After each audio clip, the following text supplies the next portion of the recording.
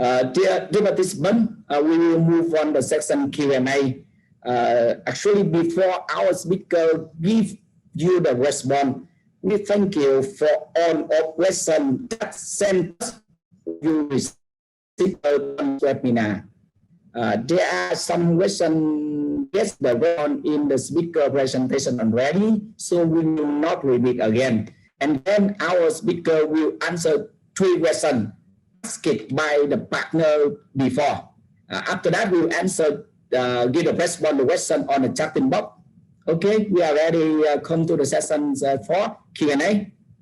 Yeah, we will come to the session Q&A. The question 1. The question from the tenant in Long Hậu Industrial Park.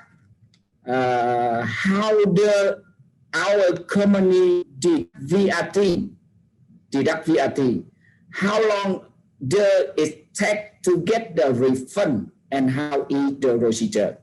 Yeah, that is the question very important for the tenant that have the factory and operating in Long Hậu Industrial Park. Truly, when they lease the land and they lease the factory, the investor have to pay the VAT %, maybe 10%. So how can they get the return the VAT tax, and how is the procedure? This question, Mr. Hòa from KBMC, I hope his parent will answer give the response for the tenant very clear. Yeah, please, Mr. Hòa. Thanks, Sam. So this is the very important question that normally asked by most of the foreign investor or any investor who wish to invest in the building construction or factory in Vietnam, because normally during the early years of doing the construction work, they normally just generate the input VAT, but do not generate the output VAT because they don't have the revenue yet. So this is during the construction. So the law allow the company to claim the VAT input or the refund after they finish the construction work and bring the factory or the company into operation. I would say that how well the process and the timeline. I would say that the tax refund or VAT refund is specific. It's very time consuming and very stringent.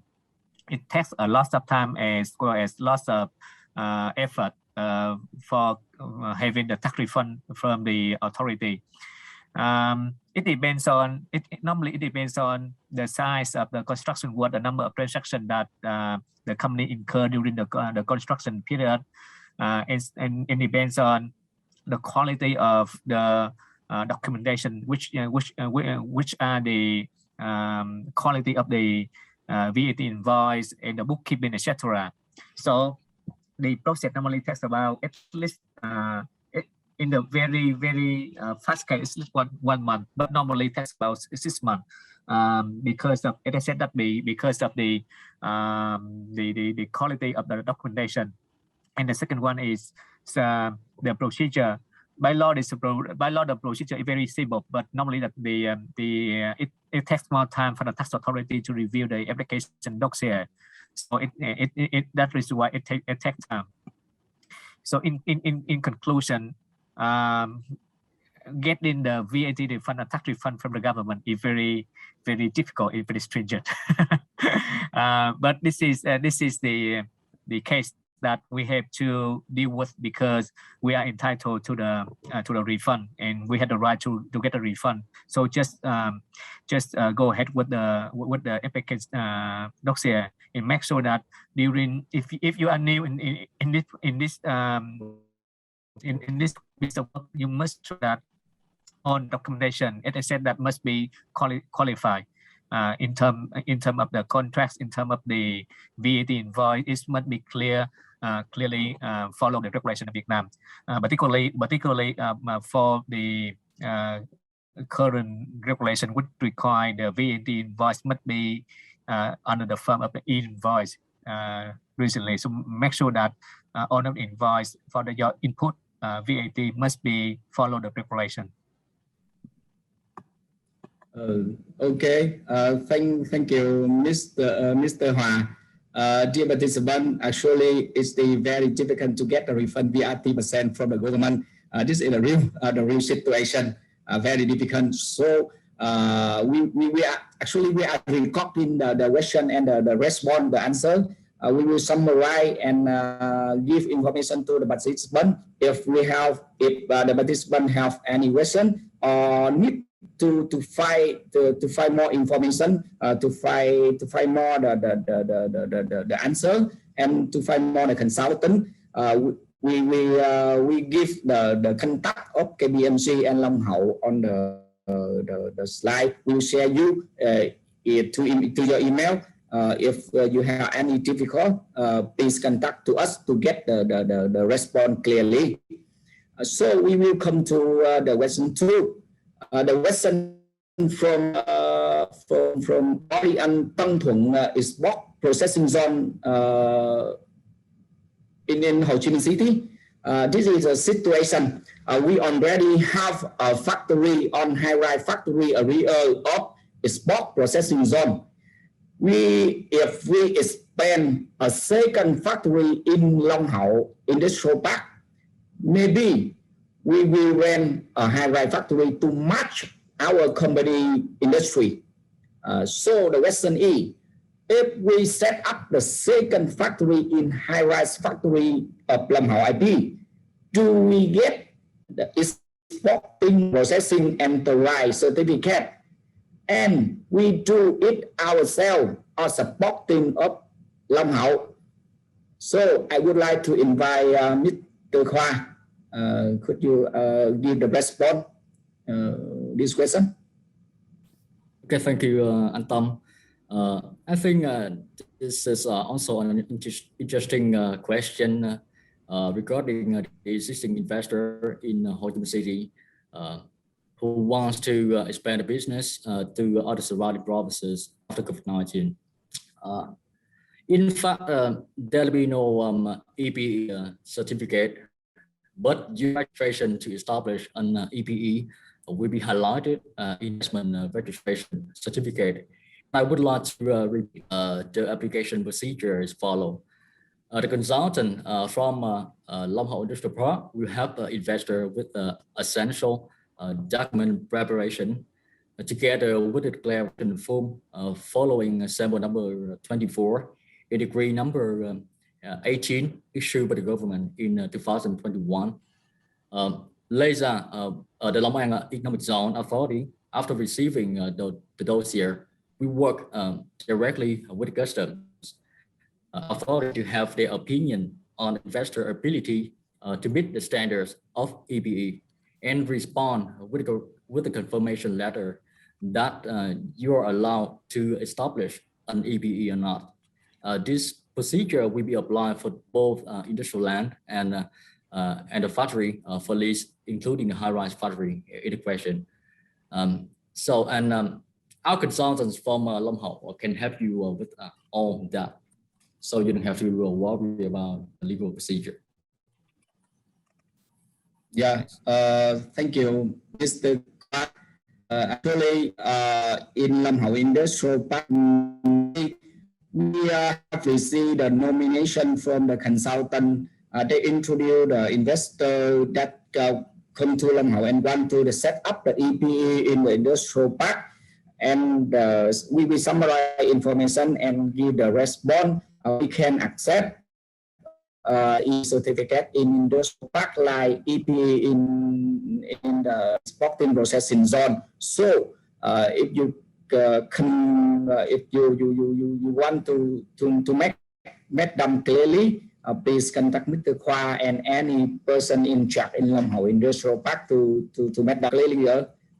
So the next question, the question 3, the question from the tenant in Long Hậu Industrial Park. If an existing investor, meaning the tenant in Long Hậu Industrial Park, who is non-EPE, they want to transform into EBE, mean non-EBE, want to transform EBE. What is the procedure to follow? What is tax incentive policy apply for an EBE in Long Hậu Industrial Park? Yeah, that is the very interesting question for the tenant in Long Hậu want to transform non-EBE to EBE. So I would like to invite Mr. Khoa continue your response. Okay, thank you, Tom. This is also important question for those who already invested in industrial park in the southern city. And you surely will be able to transfer from a non-EBE to an EBE. First of all, they will have the investors must meet three initial conditions. The business focuses wholly on manufacturing goods for export. And secondly, the factory must be separated totally with the outside following strict regulations applied for non-tariff area. And the third, their company must fulfill all tax and customs duties before transferring. And next, they can apply documents to Long An Economic Zone to adjust their business from non-EBE to EBE. And the Economic Zone Authority will then consult with Customs Authority to confirm whether the investor meet compulsory regulations to become an EBE or not. If yes, a new investment registration certificate can be issued for the transformation. So this procedure also involve the participation of the Customs Authority to check all the steps in infrastructure for the inspection regulation from Customs. And to the second question about tax incentive policy applied for an EBE established in Long Hậu Industrial Park. EBEs are offer attractive preferential tax treatment with zero import and export duties and VAT, as I mentioned in the presentation. Whether you undertake a transaction with partners from overseas or you do business with other EBEs. And as for corporate income tax, you are subject to standard CIT rate of 20%. And if your EBE works on independent accounting book from head office, you will enjoy 0% CIT in the first 2 years and 50% reduction in the following 4 years. Thank you. Okay, thank you, Mr. Khoa. We hope the existing investor in Long Hậu Industrial Park can be satisfied with your response. If you need to make it done clearly, please contact our consultant. So we will come to the section Q&A with the question in the chatting box. We will come to the question 4. We have received the question from the chatting box of the participant. The question 4 is, are there any regulation requirement in maximum capital of capitalization rule for a manufacturing process?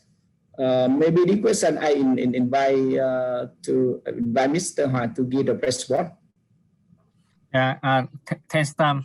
So actually, Yes. This is the question normally asked by most of the foreign investors when they decided to invest in Vietnam, not only in the manufacturing sector, but also in other service sector and real estate sector as well.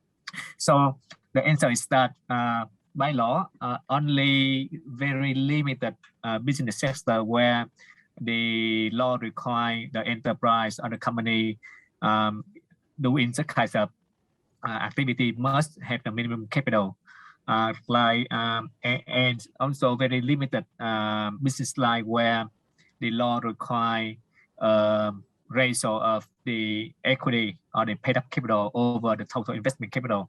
for example, in the real estate development projects or the project which lease land from the government. It depends on the area of the land that you lease from the government. The minimum or the ratio of the paid up capital over the total investment capital will be normally 15% to 20%, depends on the size of the land. For manufacturing projects, as mentioned in the question, because the manufacturing projects is not listed as a conditional business line, and most of the manufacturing projects that are located in an industrial zone, you normally lease land from the developer. You will not lease the land directly from the government. So the rules on the minimum ratio of paid up capital or contributed capital over the total investment capital is not applied. But the very interesting observation in practice is that most of the local licensing authority that I am work with, normally they expect the company to register the ratio of investment of paid up capital over the total investment capital of about 20%. The reason why they use that one, because they just follow the rules on the real estate development or the rules where the enterprise leases the land from the government directly. So, but when I said that this rule is that the local practice of the local alliance authority, not the rules or the requirement by law. In many cases, I am aware of that the ratio of the paid up capital over the total investment capital less than 20%, even some cases just 10%. In such case, also acceptable by the local licensing authority. So in conclusion, I would say that there is no regulation requiring the minimum maximum capital or any ratio of the paid up capital over the total investment capital applicable for manufacturing projects. If the manufacturing projects are located in an industrial zone where you don't lease the land from the government, but lease the land from the developer.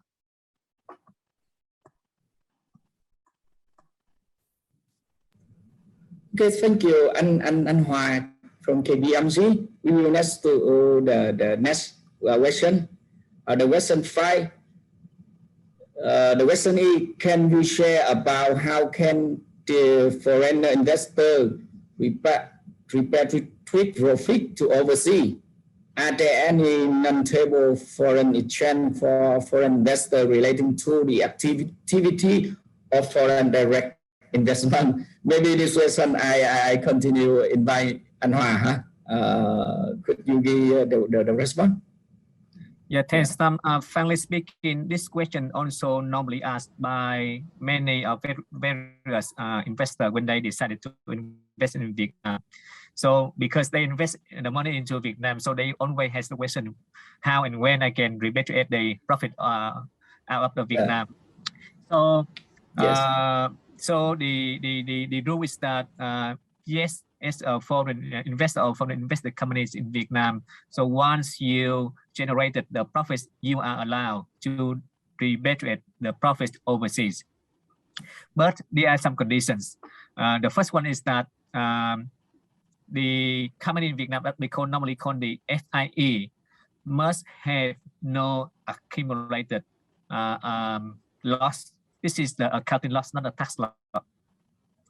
The second one is that when you repatriate the profit to overseas, you must submit a form to the local tax authority and get the not the confirmation but acknowledgement of the tax authority.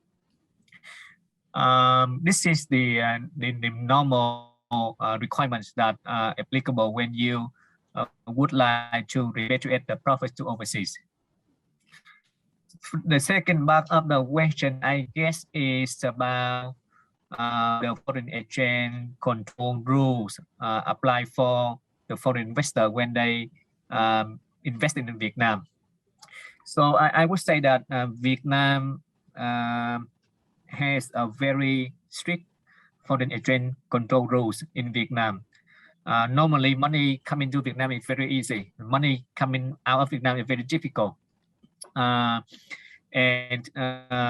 for the purpose of to make sure that the money coming to Vietnam and coming out of Vietnam must be legitimate one, and must be follow the rules and the regulation. Then the law set out lots of the rules for such kinds of money inflow, outflow of Vietnam. So for example, if you would like to inject the equity or the capital from the investor, you must go through the direct investment capital account, which is called the DCA. If you have for a reason that you inject the money not through that DCA account, then the money will be rejected. Second, if you borrow any loan from overseas, it depends on whether the loan is short-term loan or the long-term loan. So for the long-term loan, it must be routed through the DCA accounts as well, as I just mentioned. But for the short-term loans, it can be either routed through the payment account, called the current account, or the DCA account. Another also quite common question is particular for investor who need to deposit the money for the land rental to secure the land from the developer. So how they can do it, and whether they can do it from overseas or they can do it from Vietnam. So as you know that when you lease the land from the developer, you may be required to deposit a certain amount for securing the land from the developer. So in this case, the law allows the foreign investor can make a deposit from their bank account in overseas directly to the bank account of the developer in Vietnam. Alternatively, they can also open the so-called non-residential bank account in Vietnam, and inject the money from overseas into that non-residential bank account in Vietnam, and then make the payment from that bank account to the developer. So this is normally some kinds of the rules on the foreign exchange controls would normally apply to the foreign investor or foreign invested enterprise in Vietnam. Okay, anh Hòa, thank you, anh Hòa again. We will come to the question 6. Yeah. The question 6 is: do we need to secure a land for purpose of license procedures? Are there any requirement on the location for a manufacturing project? Mr. Khoa, could you give your response to this question? I think this question will be better answered by Anh Hòa. Yeah. Okay. Maybe Anh Hòa, can you help us? I think this question you are very attractive. Maybe you more handsome me. Yes. Okay. Test time. Yeah. So the answer depends on whether you are a local investor or you are a foreign investor, and whether you apply for the IRC or for the ERC. As I said, the IRC stands for the Investment Registration Certificate, and the ERC stands for the Enterprise Registration Certificate. So in the context of the foreign investor, because as I said that when you invest in Vietnam, you must have an investment project. So one of the criteria to determine whether you have an investment project is that you need to come up with location for your investment projects. So that is reason why for IC or your investment project, you must have some kinds of the land lease arrangement with the lender or with the developer. if you located your investment project in an industrial zone. So it depends on the practice of the developer as well. So some developer they ask the investor to have the formal lease agreement directly with them. Yes. Some they are flexible. They just have called the in principle agreement, or we call the MOU, memorandum of understanding for the lease only. So Yes. either these forms of land lease arrangement is allowed by the licensing authority. Yes. So about the location for manufacturing projects, it depends on the objectives of the projects. I mean the products that you will produce.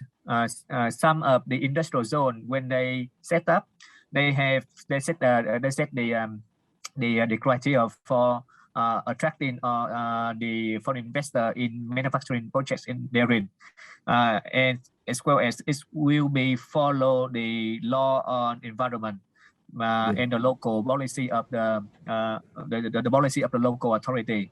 So some of the industry which are considered as hazardous or toxic to the environment, then this is the policy of the local authority. They will not attract such kinds of investment project in their province. For some the industrial zone, when they obtain a license to set up their own industrial zone, and they also have the objective to attract the manufacturing projects located in their industrial zone as well. So the answer to this question is that you need to check with first the local, the industrial zone developer. It's in line with their license as well as the master zoning of their industrial park, as well as the DTM, or we call the environmental impact assessment report, whether in this document they allow to attract any particular toxic or hazardous manufacturing project or not. Yeah. Okay. Thank you, and Hòa again. We will next to the question 7. Yeah. Just maybe the question 7. Can you show me the question 8? In the back, question 8. Yeah. Oh, no, the question 7. The question 7. Any restriction of industry can be invested in Long Hậu Industrial Park. This question maybe I invite Mr. Khoa. Could you give your response? Okay, sure. Thank you for the question. For this question, I think any industrial partner developer has a list of industry that are admitted by the authority. The industries that are allowed to set up a business in that area. And for Long Hậu Industrial Park, we have we surely have this one following the DTM process in the very beginning. So if we have any new industry registered to be invested in the IP, we need to do DTM again. We have to apply again for the process to reassess that industry is suitable for this area or not. So this industry can be can take time. So it can be allowed to register industry a new industry in Long Hậu Industrial Park. But at present we have the investment orientation with the high-tech industry, including some industry in pharmaceutical and medical devices manufacturing, and also other supporting industry. So yeah. Okay, thank you, Mr. Khoa. Dear participant, actually Long Hậu we are doing business. We welcome on-off industries can be accepted because we belong to the government. If we say hello, any industry affect to the environment, to the tenant in Long Hậu Industrial Park, we cannot accept. To give the responded question, maybe Mr. Khoa and our team will give you the list of industry they can attract in Long Hậu Industrial Park to make them clear. Yeah. Thank you. We will next the question 8. Yeah, maybe the question I need the supporting from Mr. Hoa. The question 8 is, I would like to know what authority will approve the M&A transaction, which has to be getting approval, and any requirement for the money transfer evidence of an M&A deal when submitting the application to the authority. Yeah, please, Mr. Hoa. Thanks, Tom. So you may recall in my slide, in my presentation, there's a section about the investment through the acquisition of shares in the target company in Vietnam. So you will see that there will be 3 steps. The first step is to obtain the M&A approval for the M&A transaction from the licensing authority. The second step is to amend the register for amendment of the enterprise registration contents. And the last step is, which is not required by law, is the registration for amendment of the investment project contents. So for the first step, which is the obtaining the M&A approval, so it depends on the criteria that I mentioned in the slide, whether there is any increase in the foreign ownership in the target company after the M&A transaction. So if there is, then you have to obtain the approval. So the M&A approval will be, you will submit the application for the M&A approval to the local Department of Planning Investment, regardless whether the target company is located in an industrial zone or outside an industrial zone. So this is the centralized licensing authority for both the enterprise located outside and inside an industrial zone. And the second part of the question is whether is there any requirement for the money transfer when the M&A deal, when you submit the application. So as I said that there are 3 steps for the M&A transaction, like I said. So for the first step, no, because this is considered as a in principle approval. So as in principle, so you need to obtain the in principle approval for the M&A transaction before you can conduct the M&A transaction. So for first step, no. For second step, it is disputable amongst the company's enterprise as well as some of the licensing authority. So some of the local DBIs, they accept the application for amendment of the enterprise registration contents without asking for the proof or evidence of the money transfer for the M&A transaction. But some local DBI, they still require the parties to the transaction to provide the proof or the evidence of money transfer for the M&A transaction. The law does not require that kind of requirement, but this is the practice. So it is better for you when you have any M&A transaction, need to check with the local licensing authority, in this case, the local DBI. For the last step, which is the amendment of the investment registration contents, as I said that this step is not compulsory by law, so it is optional. So in this step, there is no requirement for the proof of the money transfer for the M&A transaction. Okay, thank you, Anh Hoa. Maybe we will come to the final question. The question 9. The question is the Vietnamese. Please permit me give the response Vietnamese because Vietnamese is my favorite language. Yeah. Câu hỏi số 9 đến từ một người tham gia. Chúng tôi có khách Nhật cần thuê nhà xưởng 2.000 m² với ngành nghề 3803 là tái chế phế liệu.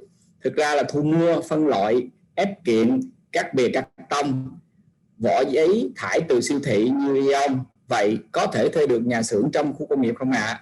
Thank you. Dạ, xin phép phản hồi câu hỏi của quý anh chị. Câu hỏi rất là hay và rất có giá trị cho Long Hậu.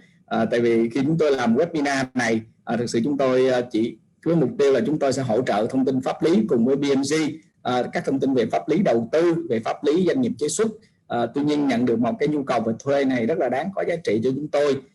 Riêng ở Long Hậu thì chúng tôi cũng sẵn sàng chào đón tất cả các ngành nghề mà không ảnh hưởng đến cái môi trường đầu tư tại khu công nghiệp Long Hậu và những cái nhà đầu tư xung quanh. Cơ bản chúng tôi đã có một cái checklist ngành nghề thu hút đầu tư rồi, từ khu công nghiệp rồi. Ở Long Hậu 1, Long Hậu 2 và Long Hậu 3 chúng tôi đều có danh mục thu hút đầu tư. Thì trong danh mục đó nó đều có những cái ngành nghề thu hút đầu tư của chúng tôi được phép quyết định. Tuy nhiên những ngành nghề nào ngoài danh mục đầu tư thì chúng tôi phải đánh giá xem xét nó có ảnh hưởng đến môi trường hay không, và được cơ quan nhà nước cấp phép hay không thì chúng tôi sẽ có câu trả lời chính thức. Riêng đối với ngành nghề này, thuê nhà xưởng xây sẵn, thực sự thì để trả lời khi mà chúng ta trả lời ở đây thì trả lời được hay là không thì rất là khó cho chúng tôi. Thì hy vọng là chúng tôi sẽ tìm hiểu thêm thông tin về nguồn nguyên liệu, rồi cách lưu trữ, rồi cái máy móc sản xuất, cái quy trình sản xuất như thế nào. Thì bên đội ngũ tư vấn chúng tôi sẽ liên hệ trực tiếp. Thì vui lòng thì anh chị nào đã đặt câu hỏi này vui lòng để lại thông tin để chúng tôi liên hệ trực tiếp và chúng tôi sẽ tư vấn tốt hơn.